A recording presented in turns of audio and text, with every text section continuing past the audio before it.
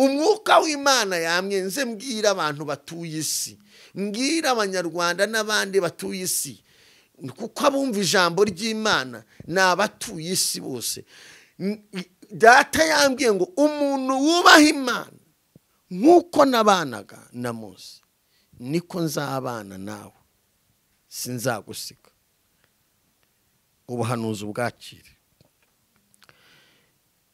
Inzira y'umukiranutsi nta munyakibi uzayinyuramo. Inzira Uwiteka yaharuriye umukiranutsi akayiharura, nta munyakibi, nta mugome, nta murozi, nta mupfumu, nta mugambanyi, nta mwicanyi, nta munyamashyari, umva, nta munyakibi uzayinyuramo. Apfa kuba ari Uwiteka uyiguharuriye. Inzira Uwiteka aguharuriye, nta munyamashyari, nta muntu uvuga ngo ninjye wari ugufashe ndakurekuye ninkurekura ahita usanda. Ntibishoboka, nta muntu ufata undi, n'Uwiteka ugufata ukuboko. Reka mbwira abantu bankurikiye, birashoboka ko hari umuntu ushaka kuvuga ati ngenda kurekuye ubwo nkurekura apfuye. Oya, Imana ni Imana iharura umuntu inzira igashiramo n'ibizamutunga.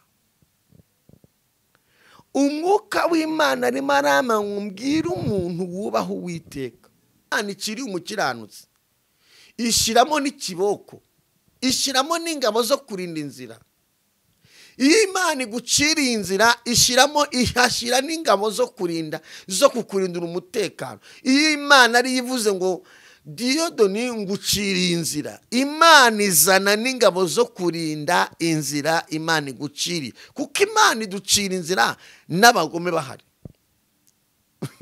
Reka mbwira umuntu wese Imana igiye gucira inzira. Abantu bagerageje kwishakira inzira barabigerageze pe, ariko uzi gushaka inzira Imana idahari ntuyibona. Uzi abantu bagerageje gushaka inzira Imana itabemereye, usazira mu butayu.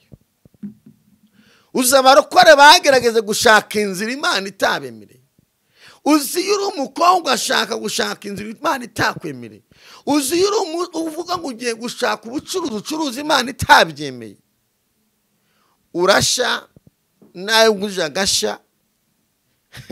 Nzi umugabo wagerageze gushaka inzira itabyemeye. Iramubwira ati Petero we, ngo nakubwiye ngo nkurikire, nakubwiye ngo ujye kuroba. Imana yari yemere Petero, yamuhaye agomba gukurikira Imana, agakurikira Yesu, agakizwa kubaha Imana. Petero agateka ngiye kwirobora ifi, nta wamenye iby'uyu mugabo. Ajya kuroba ifi zose zirahunga. Uba hari abantu ifi zahunze, zirabahunga mu mufuka, zirabahunga mu kazi, zirabahunga mu rusengero, zirabahunga ahantu hose. Yesu arazitwara, amaze kuzitwara, ikivuga ko ari Yesu wari wazitwaye, ngo ahita haza. Yesu uzi ko aguteza ikibazo akanahita akizamo akaza kureba ukuntu uhagaze mu kibazo. Ngo Yesu araza ngo abatira ubwato, ati munize mbwirize we. Avuga ati urabwiza se, mwigishe, twakesheje ijoro turoba nta kintu twafashe. Impamvu ntacyo bari bafashe, Yesu yari yazihishe ifi. Reka mbwira abantu bankurikiye, Yesu atakuharuriye inzira ngo anayirinde, nta kintu ubona, ntacyo. Usa no kuyabona ugapfa utayariye, uko ni ukuri. Hari abantu bayabona bakanura ariko bakagenda. Ariko yari uguharuriye inzira aranayiriye. Ntuzayubaha nkumubwire, umuntu wubaha Imana ntabwo ari umuntu upfa gupfa gusa. Ntabwo ari umuntu utunzwe n'umuntu umwe. Ntabwo ari umuntu utunzwe n'inzira ya bene wabo. Ubaha nicaye, ntabwo ari data umbyara wahanyicaje. Oya, siwe washize kuri kamera. namwubashye ntabwo muvuze izina. Hari abahungu basigaye bavuga basi izina nje namwubashye ariko ntabwo ari datumbyara wanyicaze hangaha nicaye Diodoni ni Kristo wanciriye inzira atarayica sinari imicaye ariko ubwo nahicaye umuntu wakitambika hangaha izo nuguhonda yamushizemo ubu uri mujya mu nzira ujya mu gisubizo iyo uri mu nzira wiciriye ubu uri mugenda ujya mu gobo uzahananuka iyo uri mu nzira Imana iguterekamo unayebamo amanuka guseka ukaba atari kuriya ntiyarindagiye buri abari mu biki uriya azinduka agira ati se uriya kuko ibiri n'ibiki byasajya gusenga yase bintu abamo n'ibiki birangira Imana ikwicaze ku kanunga abantu bakavuga ati shaya tubimenya bujya tubatwara mu ginyuma erera sharabo elf inzira Imana iguciriye Satana ajaza akarwanya umuntu ari mu nzira ariko humure umwami Yesu aje kwica ibyahagaze mu nzira yawe ntabwo aje kubirwaza malaria Yesu ntabwo akora araza kubikumbanya. Yesu ashimwe bene data mudukurikiye nizere ko mukomeje kugenda mumererwa neza cyane uyu munsi n'undi munsi w'umugisha twongeye kubona ndetse kandi n'abadukurikira hari abadukurikira bari mu bice bitandukanye ndetse bari mu bihugu by'Uburayi n'abandi bakomeje kugenda batwereka ko badukurikira hari byinshi tugenda tubategurira uyu munsi rero ntabwo n'igihe nyine nk'uko mubona hari imbere umukozi w'Imana musanzwe mumubona kuri gusengerwa ariko uyu munsi aravuze ati nzanye ubutumwa bukomeye ubwo butumwa bukomeye bumeze bute ese wowe udukurikiye witeguye kubwumva witeguye kureba iki kiganiro cyangwa se ubutumwa ukaburangiza dore ko hari igihe ureba ukareba utunota tubiri ukareba utunota dutatu ukareba utunota dutanu ndagushishikariza nyaboneka nshuti yanjye ugiye kureba kino kiganiro ugiye kureba buno butumwa n'ubutumwa bukugenewe ariko kandi bushobora kugira ahantu bukura bukagera naho bukugeza burya ijambo ry'Imana iryari ryo ryose ujye ubona umukozi w'Imana ashizemo costume akaza akavuga ngo nje kukubwira ubutumwa ntago ari costume gusa ariko uri yaje akaza haba hari impamvu imuzanye turakwakiriye mukozi w'Imana. Amen murakoze cyane yego azamuraho gato Imana ishimwe kumunyakiriye yego nanjye ndakwishimiye ndabona umeze neza cyane ndashima Imana urambwiye uti rwose ubu ngubu impaye ubutumwa kandi bukomeye urabizi ko ntarimerutse ntabwo wari uherutse ikiganiro cyangwa ijambo sibyo ndi kumwe na Emile ariko njye nyine ntabwo narimerutse ntabwo wari uherutse ariko hari akantu twigize no gukora turagasubika akantu k'uruzerero nimba ukikibuka ntabwo mbizi akantu k'uruzerero k'abantu bafite uruzerero rwinshi akantu k'uruzerero ndacyakibuka ariko ntabwo ariko kanzanye uyu munsi ahubwo nakwibutsa kugira ngo nako tuzongera tugakore kuko abantu uruzerero rurabishe uruzerero rwose rubaye rwinshi mu bantu ariko Imana igikiza abantu uruzerero ariko babigizemo uruhare. Urakoze cyane kunyakira giye gusenga Imana impamvu nje hano kuri gusengerwa ntari kumwe n'undi muntu njyenyine n'ubutumwa umwuka w'Imana mpaye nzaniye abantu b'Imana. Yego turashima Imana ko Imana yaduhaye kuvugira ibyo mbishimiye Imana. Amen. Ntabwo ari imbaraga zanjye si kubwa ubuhanga n'imiryango ahubwo n'Imana yabikoze. Yego turashimira n'abantu bajya afata umwanya bakadukurikira aho baherereye hose Imana ibaho umugisha muri abana beza turashimira nawe kandi Diodoni dufasha Imana igumugisha. Ubutumwa nzanye kandi nzi neza ko burafasha abantu benshi reka tubanze dusenge.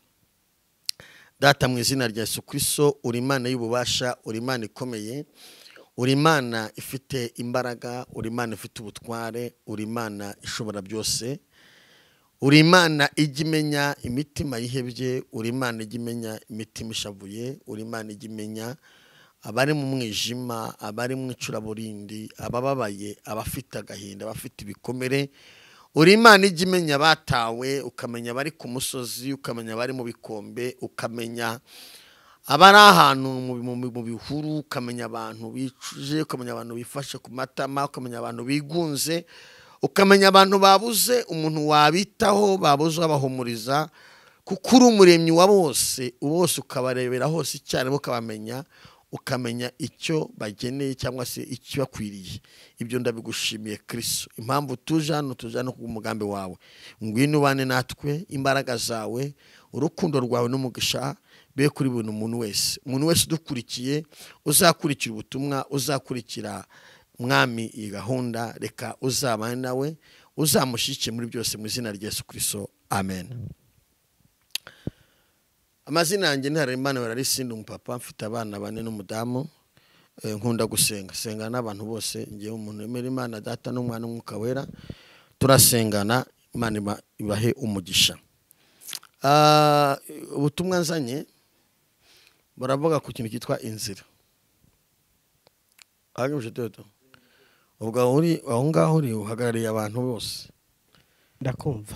Nzanye ubutumwa buvuga ku nzira. Umwuka w'Imana yambwiye ngo inzira Uwiteka agiye gucira umukiranutsi, nta munyakibi uzayinyuramo.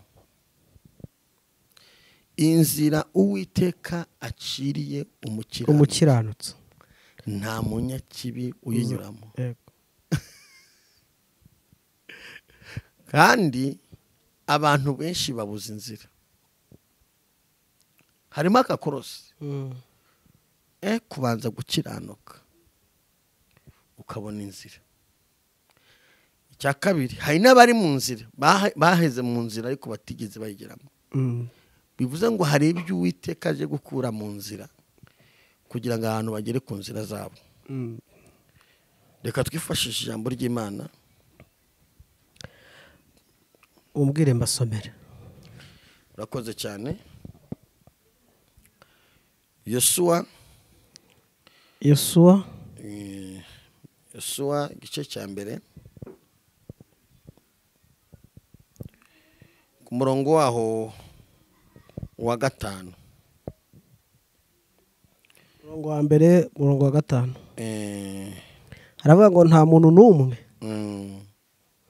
warinda kuguhagarara imbere iminsi yose yo kubaho kwawe. Nkuko nabanaga na Mose, niko nzabana nawe. Sinzagusiga kandi sinzaguhana. 6 baravuga ngo komera ushikame, kuko uzatuma aba bantu bazungura igihugu narahiye ko nzaguha, nzaha basekuruza babo. Nkomeza oyarekera ngaho. Urakoze cyane, Imana iguha umugisha. Ariko ngo nta muntu n'umwe warinda kuguhagarara imbere yawe iminsi yose. Urakoze cyane. Ntago ngiye kubuya mu mateka ya Bibiliya cyane, ariko uyu Yosuwa Imana yari mutoranyije ngo azungure Mose.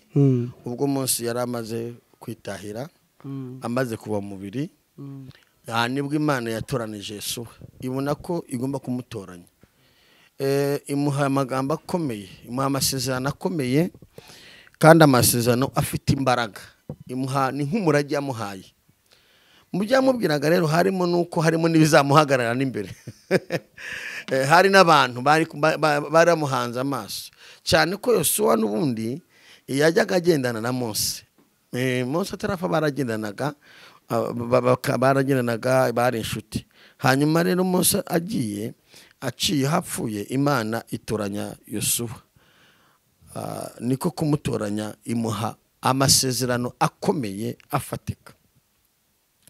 Iri jambo ravuze ngo nta muntu n'umwe warinda kuguhagarara imbere yawe iminsi yose.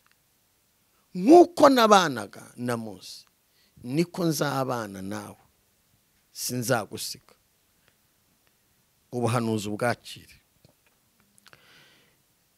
Inzira y'umukiranutsi nta munyakibi uzayinyuramo. Inzira Uwiteka yaharuriye umukiranutsi akayiharura, nta munyakibi, nta mugome, nta murozi, nta mupfumu, nta mugambanyi, nta mwicanyi, nta munyamashyari, umva, nta munyakibi uzayinyuramo.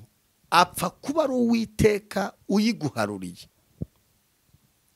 Inzira Uwiteka aguharuriye, nta munyamashyari, nta muntu uvuga ngo ninjye wari ugufashe ndakurekuye ninkurekura ahita usanda. Ntibishoboka, nta muntu ufata undi, n'Uwiteka ugufata ukuboko. Reka mbwira abantu bankurikiye, birashoboka ko hari umuntu ushaka kuvuga ati genda kurekuye ubwo nkurekura apfuye. Oya, Imana ni Imana iharura umuntu inzira igashiramo n'ibizamutunga.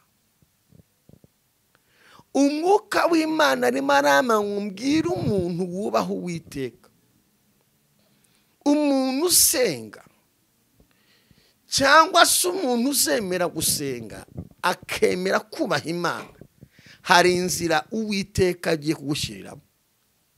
Hari inzira Uwiteka ashiramo akayigushyira hariya. Reka mabwire, ntabwo ndavuga amateka cyane ya Bibiliya kuko njye sinze kubijanze kubabwira ubutumwa. Abantu bajya batandukanya ubutumwa no kubwiriza cyangwa se n'ubuhanuzi. Ubutumwa no kubwiriza ni ukuza ukavuga ibitabo bya bigize Bibiliya, ukavuga amateka ya Bibiliya, ugasoma imirongo myinshi, ugasoma ijambo ry'Imana. Ubutumwa, impamvu dusoma ijambo ry'Imana, ubuhanuzi bwose bushingira ku ijambo ry'Imana. Niyo mpamvu usoma ijambo ry'Imana. Ariko nashobora no kuza nkaza kuri kamasi sinasome na Bibiliya, ahubwo nkahita mvuga ubutumwa nkigendera, ahubwo kugira ngo byumve neza. Ndagira nkubwire impamvu usoma ijambo ry'Imana, nuko n'abakera batubanjirije ntibatungagwa n'imbaraga zabo n'amafaranga yabo cyangwa se imiryango cyangwa se abakomeye. Oya, Imana niyo yabahagararaga ikabana. Kandi iyo hagiraga umuntu wibesha akanyura mu nzira y'umukiranutsi, ari Imana yayiharuye. Imana yamutsindaga mu nzira. Mwibuke ingabo za Farawo. Farawo yaribeshe, Imana iciriye Abisiraheli baciriye inzira mu mazi, bashaka kuyinyuramo, nta n'umwe wagarutse. Iyo ari inzira Imana iciriye umukiranutsi, ishiramo n'ikiboko, ishiramo n'ingabo zo kurinda inzira. Iyo Imana iguciriye inzira, ihashira n'ingabo zo kukurindira umutekano. Iyo Imana ari ivuze ngo Diyodoni nguciriye inzira, Imana izana n'ingabo zo kurinda inzira Imana iguciriye, kuko Imana iducira inzira n'abagome bahari. Reka mbwira umuntu wese Imana igiye gucira inzira ukabona akazi, igucira inzira ngo ubone akazi, ariko n'abashaka kukakuvanaho baba bahari. Igucira inzira ngo ubone urubyaro, n'abashaka ko indi ivamo baba bahari. Igucira inzira ngo ukore mariage, n'abashaka kubwica baba bahari. Ariko dufite Imana iducira inzira, ikazana n'ingabo zo kurinda inzira yaciye. Relasha, dufite Imana iducira inzira, ikazana n'ingabo zo kurinda inzira yaciye. Igucira inzira yo kwiga, n'abashaka kuguteza uburwayi ngo utaziga baba bari aho ngaho, n'abashaka guteza ubukene baba bari aho. Igucira inzira y'urubyaro, ukabyara abana, n'abashaka ko abana bapfa batize batageze ku nzozi zabo n'iz'Imana bagenda n'aba bari aho. Ariko hari Imana icira inzira. Umwuka w'Imana yamyenze mbwira abantu batuye isi, mbwira Abanyarwanda n'abandi batuye isi, kuko abumva ijambo ry'Imana ni abatuye isi bose. Data yambwiye ngo umuntu wubaha Imana, Uwiteka agiye kuza mucira inzira. Nta munyakibi uzayinyuramo, nta mugome uzanyuramo azahagwa. Kandi kamabwire, abantu bagerageje kwishakira inzira barabigerageze pe, ariko uzi gushaka inzira Imana idahari ntuyibona. uzi abantu bagerageze gushaka inzira Imana itabemereye usazira mu butayu. Uzi abarokore bagerageze gushaka inzira Imana itabemereye. Uzi yuri umukobwa ashaka gushaka inzira Imana itakwemereye. Uzi yuri uvuga ngo ugiye gushaka ubucuruzi Imana itabyemeye. Urasha nawe uje agasha. Nzi umugabo wagerageze gushaka inzira itabyemeye. Iramubwira ati Petero we, ko nakubwiye ngo nkurikire, nakubwiye ngo ujye kuroba. Imana yari yemere Petero yamuhaye agomba gukurikira Imana, agakurikira Yesu, agakizwa kubaha Imana. Petero agateka ngiye kwirobora ifi, nta wamenye iby'uyu mugabo. Ajya kuroba ifi zose zirahunga. Uba hari abantu ifi zahunze, zirabahunga mu mufuka, zirabahunga mu kazi, zirabahunga mu rusengero, zirabahunga ahantu hose.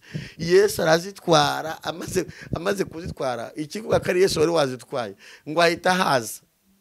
Yesu uzi ko aguteza ikibazo, akanahita akizamo akaza kureba ukuntu uhagaze mu kibazo. Ngo Yesu araza ngo abatira ubwato, ati munize mbwirize we. Avuga ati urabwiza se, mwigishe twakesheje ijoro turoba, nta kintu twafashe. Impamvu ntacyo bari bafashe, Yesu yari yazihishe ifi. Reka mbwira abantu bankurikiye, Yesu atakuharuriye inzira ngo anayirinde, nta kintu ubona, ntacyo. Usha no kuyabona ugapfuta yariye, uko ni ukuri. Hari abantu bayabona bakanura ariko bakagenda, ariko yari uguharuriye inzira aranayirinda. Imana ishimwe. Iyo ari papa uguharuriye inzira aranayirinda. Umwami Yesu arambwiye nkubwiye ngo inzira Imana iguharuriye, inzira Uwiteka agiye kuguharurira, nta murozi urayinyuramo, nta mugomo urayinyuramo, kandi abagomora bafite. Abagome barahari, yemwe abagome barahari. Abashaka kusara barahari, abashaka kuhira iwanyu barahari, abashaka kufungwa barahari, abashaka ko ukenyuka barahari. Ariko iyaguharuriye inzira ukavuka, iyaguharuriye inzira ukavugeje uyu munsi, iyagukuye ku rutonde rw'abapfa, ivuganye nawe ngo ije kongera kuguharurira inzira. Iyaguharuriye inzira urabyara, iyakuremeye inzira ubu ugomba kuba uyu munsi, niyo yamenye ko hari abitambitse mu nzira, ije kubana nawe mu nzira y'umukiranutsi. Satani ageze akarwanya umuntu ari mu nzira, ariko humure, umwami Yesu aje kwica ibyahagaze mu nzira yawe. No, ntabwo aje kubirwaza malariya. Yesu ntabwo agaruka kora, araza kubikumbanya, araza akabikumbanya. Ntabwo aza ngo matega biteze ibicurane. Ibihagaze mu nzira y'umukiranutsi arabikindura. Musome ijambo ry'Imana. Iyo wibeshe kurwanya umukiranutsi, Imana irabanza ikakwiborera, ikareba uburyo uri kumurwanya. Ipfa kuba ari Imana yamuharuriye inzira, ikabanza ikareka, ukaroga, ugacisha, ugatongera, yego, ugatwara imisatsi, ugatwara amafoto, ukagira gute, ukarara inyuma y'igipangu, ukarara inyuma y'akazi, ugakoresha tekiniki, ikakwihorera. Yabona ukomeje kumenyera, ihita igucindura ukava mu nzira. Niko ikora. Yesu ashimwe bene data mudukurikiye, nizere ko mukomeje kugenda mumererwa neza cyane. Uyu munsi n'undi munsi w'umugisha twongeye kubona, ndetse kandi n'abadukurikira. Hari abadukurikira bari mu bice bitandukanye, ndetse bari mu bihugu by'Uburayi, n'abandi bakomeje kugenda batwereka ko badukurikira. Hari byinshi tugenda tubategurira uyu munsi. Rero ntabwo n'igihe nyine nk'uko mubona hari imbere umukozi w'Imana musanzwe mumubona kuri gusengerwa ariko uyu munsi aravuze ati nzanye ubutumwa bukomeye. Ubwo butumwa bukomeye bumeze bute? Ese wowe udukurikiye witeguye kubwumva? Witeguye kureba iki kiganiro cyangwa se ubutumwa ukaburangiza? Dore ko hari igihe ureba ukarebaho utunota tubiri, ukarebaho utunota dutatu, ukarebaho utunota dutanu. Ndagushishikariza nyaboneka nshuti yanjye ujye kureba kino kiganiro, ujye kureba buno butumwa. Ni ubutumwa bukugenewe ariko kandi bushobora kugira ahantu bukura bukagera n'aho bukugeza. Burya ijambo ry'Imana iryo ari ryo ryose, ujye ubona umukozi w'Imana ashizemo kositimu akaza akavuga ngo nje kukubwira ubutumwa, ntabwo ari kositimu gusa, ariko buriya yaje akaza haba hari impamvu imuzanye. Turakwakiriye mukozi w'Imana. Amen. Murakoze cyane. Yego, azamuraho gato. Imana ishimwe kumunyakiriye. Yego, nanjye ndakwishimiye. ndabona umeze neza cyane. Ndashima Imana. Urambwiyute rwose ubu ngubu impaye ubutumwa kandi bukomeye. Urabizi ko ntari mperutse. Ntabwo wari uherutse ikiganiro cyangwa ijambo sibye ndi kumwe na Emile, ariko njye nyine ntabwo nari mperutse. Ntabwo wari uherutse, ariko hari akantu twigize no gukora turagasubika akantu k'uruzerero, nimba ukikibuka ntabwo mbizi.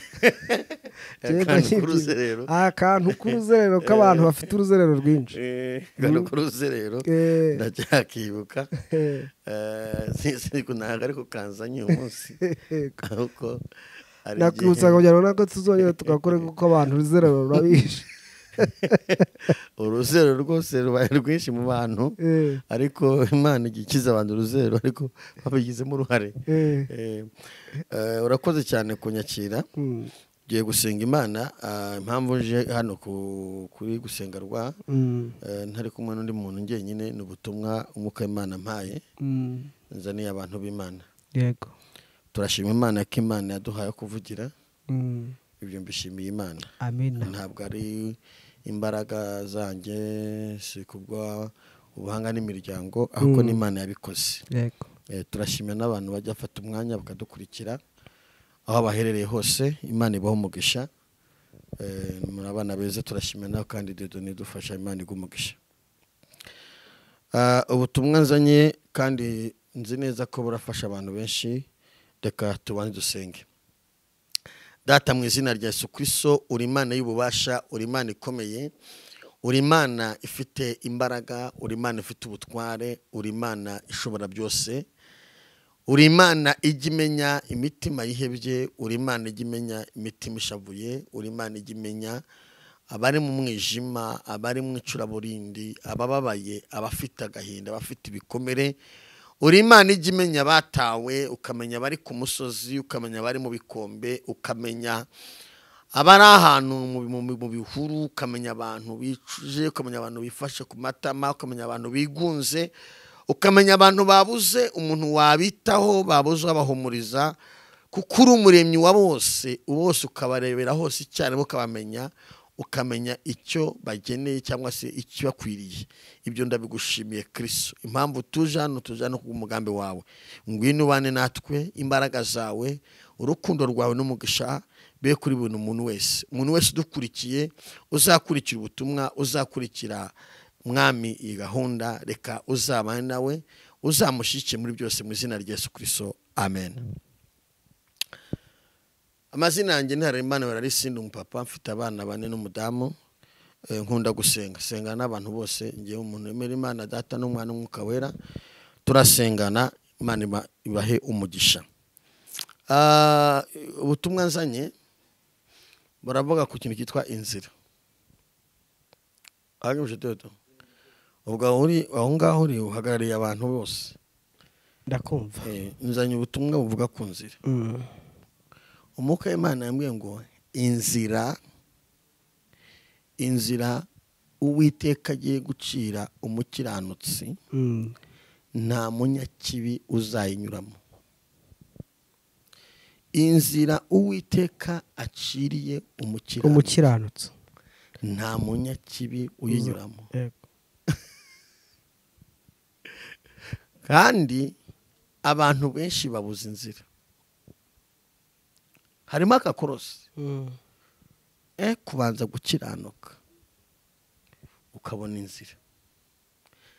Icya kabiri, hari n'abari mu nzira baheze mu nzira ariko batigeze bayigeramo. Bivuze ngo hari ibyo Uwiteka aje gukura mu nzira kugira ngo abantu bagere ku nzira zabo. Reka twifashishe ijambo ry'Imana. umbwire mbasomere. Urakoze cyane. Yosuwa igice cya mbere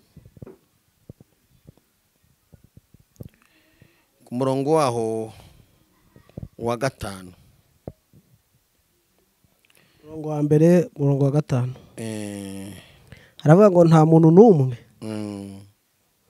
warinda kuguhagarara imbere iminsi yose yo kubaho kwawe, nk'uko nabanaga na Mose niko nzabana nawe. Sinzagusiga kandi sinzaguhana. 6 haravuga ngo komera ushikame, kuko uzatuma aba bantu bazungura igihugu narahiye ko nzaguha, nzaha basekuruza babo. Nkomeza oyarekera ngaho. Urakoze cyane, Imana iguha umugisha. Ariko ngo nta muntu n'umwe warinda kuguhagarara imbere yawe iminsi yose. Urakoze cyane. Ntago ngiye kubuya mu mateka ya Bibiliya cyane, ariko uyu Yosuwa Imana yari mutoranyije ngo azungure Mose. Ubwo Mose yari amaze kwitahira, amaze kuba mubiri, nibwo Imana yatoranije Yosuwa, ibona ko igomba kumutoranya. Imuha amagambo akomeye, imuha amasezerano akomeye, kandi amasezerano afite imbaraga. Imuha ni nk'umurage yamuhaye. Mu byamubwiraga rero harimo nuko harimo n'ibizamuhagarara n'imbere. Hari n'abantu baramuhanze amaso cyane ko Yosuwa n'ubundi yajyaga agendana na Mose. Mose atarafa baragendanaga, bari inshuti. Hanyuma rero Mose aciye hapfuye, Imana itoranya Yosuwa. Niko kumutoranya, imuha amasezerano akomeye afatika. Iri jambo ravuze ngo nta muntu n'umwe warinda kuguhagarara imbere yawe iminsi yose, nk'uko nabanaga na Mose niko nzabana nawe, sinzagusiga. Ubuhanuzi bwakire. Inzira y'umukiranutsi nta munyakibi uzayinyuramo. Inzira Uwiteka yaharuriye umukiranutsi akayiharura, nta munyakibi, nta mugome, nta murozi, nta mupfumu, nta mugambanyi, nta mwicanyi, nta munyamashyari, umva, nta munyakibi uzayinyuramo. Apfa kuba ari Uwiteka uyiguharuriye. Inzira Uwiteka aguharuriye, nta munyamashyari, nta muntu uvuga ngo ninjye wari ugufashe ndakurekuye ninkurekura ahita usanda. Ntibishoboka. Nta muntu ufata undi, n'Uwiteka ugufata ukuboko. Reka mbwira abantu bankurikiye, birashoboka ko hari umuntu ushaka kuvuga ati genda kurekuye, ubwo nkurekura apfuye. Oya, Imana ni Imana iharura umuntu inzira, igashiramo n'ibizamutunga. Umwuka w'Imana arimo aramubwira umuntu wubaha Uwiteka, umuntu usenga, cyangwa se umuntu uzemera gusenga akemera kubaha Imana. Hari inzira Uwiteka agiye kugushiriramo, hari inzira Uwiteka ashiramo akayigushyira hariya. Reka mabwire, ntabwo ndavuga amateka cyane ya Bibiliya, kuko njye sinze kubijanze kubabwira ubutumwa. Abantu bajya batandukanya ubutumwa no kubwiriza cyangwa se n'ubuhanuzi. Ubutumwa no kubwiriza nukuza ukavuga ibitabo bya bigize Bibiliya, ukavuga amateka ya Bibiliya, ukavuga ugasoma mirongo myinshi ugasoma ijambo ry'Imana. Ubutumwa impamvu dusoma ijambo ry'Imana, ubuhanuzi bwose bushingira ku ijambo ry'Imana. Niyo mpamvu usoma ijambo ry'Imana. Ariko nashobora no kuza nkaza kuri kamasi nkasoma sinasoma na Bibiliya aho nkahita mvuga ubutumwa nkigendera. Ahubwo kugira ngo byumve neza. Najya nkubwira impamvu usoma ijambo ry'Imana. Nuko n'abakera batubanjirije ntibatungagwa n'imbaraga zabo n'amafaranga yabo cyangwa se imiryango cyangwa se abakomeye. Oya, Imana niyo yabahagararaga ikabana. Kandi iyo hagiraga umuntu wibesha akanyura mu nzira y'umukiranutsi, ari Imana yayiharuye. Imana yamutsindaga mu nzira. Mwibuke ingabo za Farawo. Farawo yaribeshe, Imana iciriye Abisiraheli baciriye inzira mu mazi, bashaka kuyinyuramo, nta numwe wagarutse. Iyo ari inzira Imana iciriye umukiranutsi, ishiramo n'ikiboko, ishiramo n'ingabo zo kurinda inzira. Iyo Imana iguciriye inzira, ihashira n'ingabo zo kukurindira umutekano. Iyo Imana ari yivuze ngo Diyodoni nguciriye inzira, Imana izana n'ingabo zo kurinda inzira Imana iguciriye. Kuko Imana iducira inzira n'abagome bahari. Reka mbwira umuntu wese Imana igiye gucira inzira ukabona akazi, igucira inzira ngo ubone akazi, ariko n'abashaka kukakuvanaho baba bahari. Igucira inzira ngo ubone urubyaro, n'abashaka kindi vamo baba bahari. Igucira inzira ngo ukore mariage, n'abashaka kubwica baba bahari. Ariko dufite Imana iducira inzira, ikazana n'ingabo zo kurinda inzira yaciye. Lelasha, dufite Imana iducira inzira, ikazana n'ingabo zo kurinda inzira yaciye. Igucira inzira yo kwiga, n'abashaka kuguteza uburwayi ngo utaziga baba bari aho ngaho, n'abashaka guteza ubukene baba bari aho.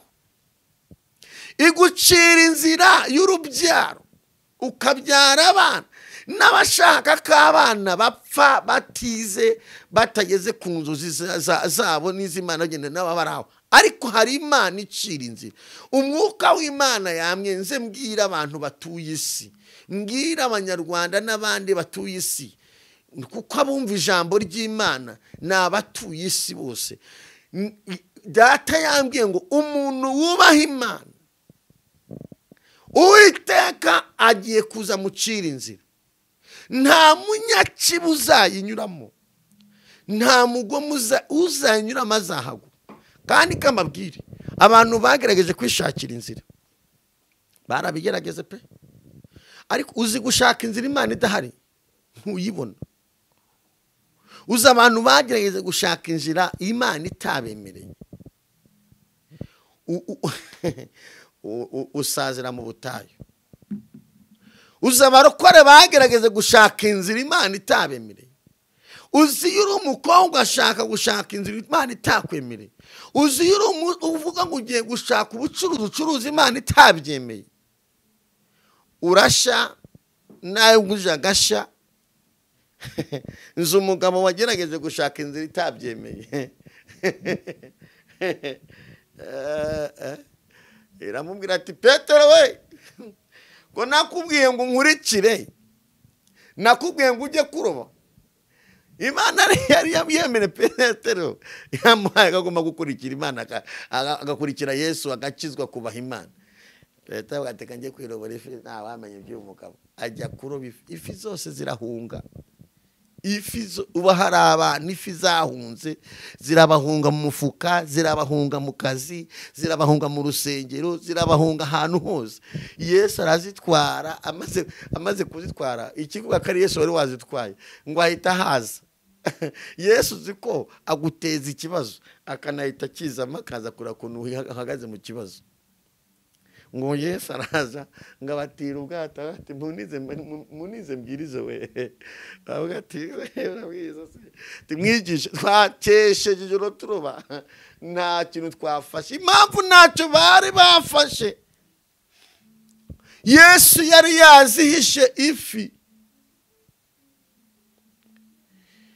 reka mbwira abantu bankurikiye, Yesu atakuharuriye inzira ngo anayirinde, nta kintu ubona, ntacyo. Usa no kuyabona ugapfa utayariye, uko ni ukuri. Hari abantu bayabona bakanura ariko bakagenda, ariko yari uguharuriye inzira aranayirinda. Imana ishimwe. Iyo ari papa uguharuriye inzira aranayirinda. Umwami Yesu arambwiye nkubwiye ngo inzira Imana iguharuriye, inzira Uwiteka agiye kuguharurira, nta murozi urayinyuramo, nta mugomo urayinyuramo, kandi abagomora bafite. Abagome barahari, yemwe abagome barahari. Abashaka kusara barahari, abashaka kuhira iwanyu barahari, abashaka kufungwa barahari, abashaka ko ukenyuka barahari. Ariko iyaguharuriye inzira ukavuka, iyaguharuriye inzira ukavugeje uyu munsi, iyagukuye ku rutonde rw'abapfa, ivuganye nawe ngo ije kongera kuguharurira inzira.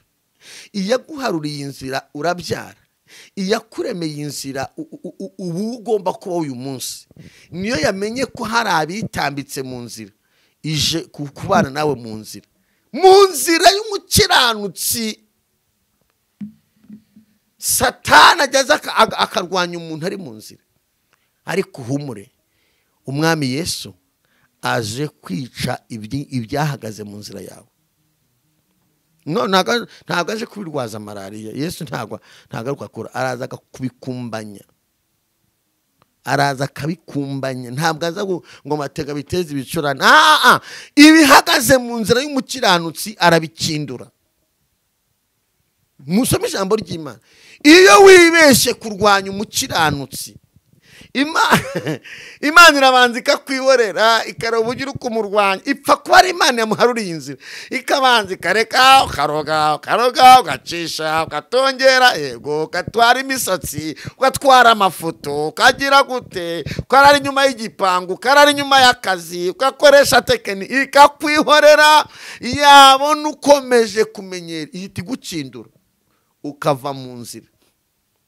Niko ikora. Irago ibitusi nimusubizayo, kuko kuvuga ngo yavutse mu muryango ngo udasokoza ntibisubiza y'umuntu Imana yazanye. Yari Imana iguciriye inzira y'Imana, ugera ku mugambi w'Imana. Bashoza amatangazo, umwana arahaguruka n'abandi barahaguruka, umuhungu amusohokaho ati nyemerera ngusuhuze, sinkuzi ariko natane mu rusengero, ndifuza ko tumenyana, umamaye tuganire. Hari ndimo ngo nkunda kumva amakuru y'umurwa. Iyo ubutumwa buje, hari abantu batabuha agaciro, ariko hari abantu bakuza buha agaciro. Ubu butumwa niwe buzi inshuti yanjye.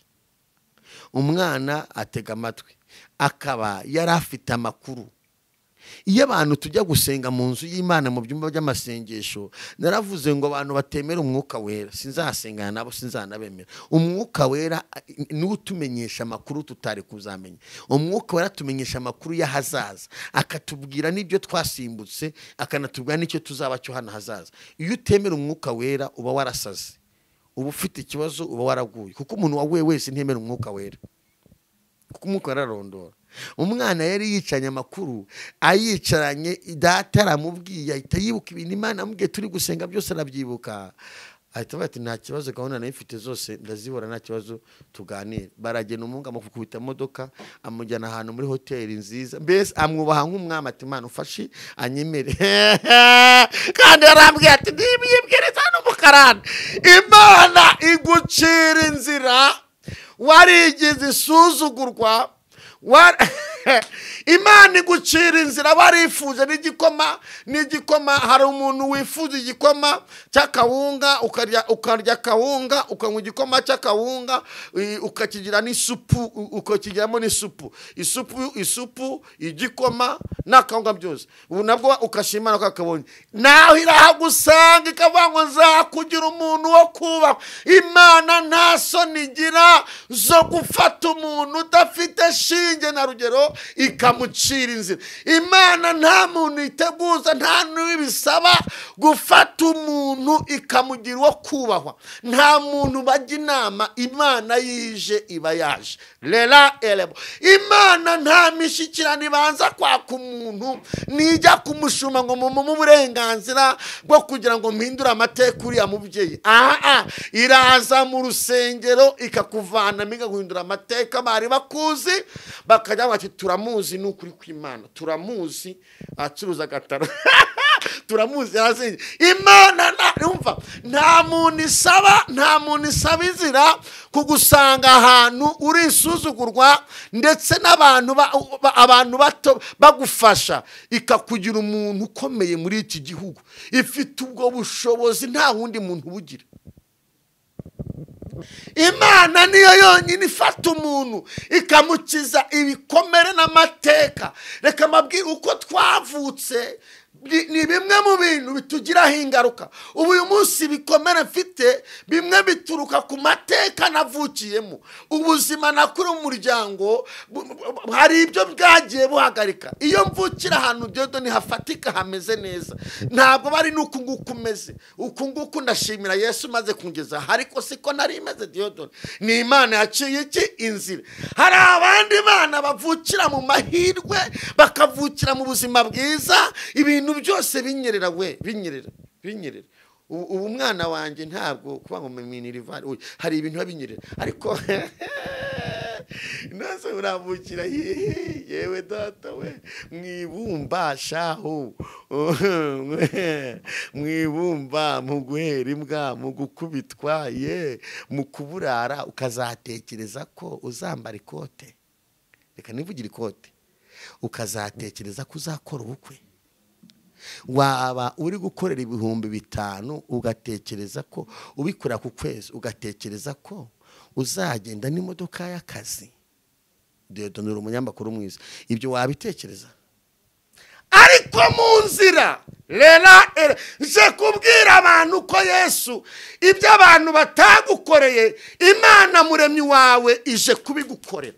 Ibyo imiryango itagukoreye, ibyo abakubesha batagukoreye, ibyo abavandimwe batagukoreye, hari n'ababigukora bakabihindura inyuro. Hari Imana igukorera igitangaza ntigihindure n'inyuro. Nje kukubwira ko ari Imana igucira inzira. Inzira iguciriye ntizahindura inyuro. Rera shara, Yesu afite inzira. Imana ishimwe. Uwiteka afite inzira, kandi inzira Imana ikuzaniye nta wende akomana we. Hari umunsi umuntu yamaye umukandara. Iki umukandara wuniza Dieudonne. Nta nubwo yahume burundu yarawunije. Yego. Naye ngiye kujya mu giterane nawe ati ngutize umukandara. Uwanjye wari waracitse wararangiye. Ariko umukandara ucikana imbere ukagenda ukazana ubuki, ugacika washishuka, ukabera ukuntu. Aramwaye gutize umukandara. Ngeze mu giterane arambwira ati ubyine gahoro umukandara utaza gucika. Reka nimba hari ibintu babaza, Imana itarakwereka inzira urakubitwa. Reba uri mu giterane wambaye ipantaro ngo ndabizi uburyo usirimba, ngo uze kwihangana rwose, ngo umukandara utaza gucika, ngo ugine gahoro. Ntago nafashwaga kubera ko ari nyicaye imbere, umukandara utaza gucika. Birashobora ko umunsi turi kuvugana ariko nawe umeze. Birashobora ko turimo nkubwira ubutumwa uri gutira ikanzu, uwo wayigusha ngo uyikanzu yanjye wiyeranje umunsi ntusimbagurike. Birashoboka ko ari kumeze uyu munsi uri kwambara ikote waretiriye umuntu ngo ubwiriza, ariko uyu munsi ntusimbagurike utaza kunyicira ikote. Dufite Imana ituremera inzira. Amen. Ntugakangwe n'abantu bari kuguha iminsi, ntugakangwe n'abakubwira ko nta nzira zihari, kuko nta muntu n'umwe wabigizemo kugira ngo uvuke. Naho ugeze nta muntu wagizemo uruhare. Benshi bifuzaga yuko upfa ariko ntiwapfuye. N'uyu munsi barabyifuza ko upfa ntago wapfuye. Aho ugeze ntago ari imbaraga za bene wanyu, aho ugeze ni Kristo wahabaye. Kristo wahabaye mu bihe bikomeye. Ni uvuze ngo ugiye kubaho, ugiye kurya, ugiye kugira agaciro, ugiye kuba nawe ufasha abandi. Nubwo uri kubona nta shusho, ntabwo abanza kukwereka ishusho. Bageze ku nyanza basanze amazi acyuzuye, babwira Mose ngo watujyanagahe. Barahageze basanga amazi aracyuzuye, barareba bati kuva twabaho ntabwo twari twabona. Babona hano hari umusozi, babona n'amazi, bumvisha inyuma, bumva imirindi y'ingabo za Farawo ibari inyuma ngo Farawo batuze. Baravuga ngo watujyanaga hehe aho twavuye? Iyo tubari dupfira basi ko hari inzuzi tuzagwamo amazi, ariko hari Imana ifite inzira. Imana ifite inzira. Reka dusenge, ariko iki gice tuba tugicumbikiye aha, ariko njye ndaza kuza kukubaza mu kanya. Nta kibazo mbaza. Hariyo nshaka ko dusobanukirwa, nanjye nsobanukirwa. N'ubu mbaza. Mu kanya ndaje nkubaze. Ndabona hano hari akantu kari kunyereka gutya. Ariko ndagira ngo nze kukubaza, kuko nubwo ari abantu mu kanya turaza kubiganiraho, hari abantu bajya bitambika mu nzira. Ndaza kukubaza, uwagize abo yitambika bizagenda bite? Dusenge. Reka dusengera abantu mwese. Birashaka ko naho hari ibikomeye biri imbere yawe, uri kubona bikomeye, ushaka kuvuga ngo reka niyahure, reka nicire inzira, reka nibe, reka nishingire, reka mbivemo, reka umva. Ntiwirwanirire, amaboko akuramira araje, kandi uwitambitse mu nzira nta mahoro Uwiteka amuha, aramukuramo umwuka. Mana, mu izina rya Yesu, uri Imana y'ububasha, uri Imana ikomeye, uri Imana ifite inzira zirenze uko abantu batekereza. Ubu butumwa bugeze ku muntu wese udukurikiye, reka ari umubyeyi, ari umugabo, ari umusore, ari umukobwa, umuntu wese udukurikiye, uri Imana ifite inzira. Inzira zawe zirenga igihumbi. Nubwo hari ibyari byitambitse mu nzira, nubwo hari abarozi bitambitse mu nzira, nubwo hari abapfumu bitambitse mu nzira,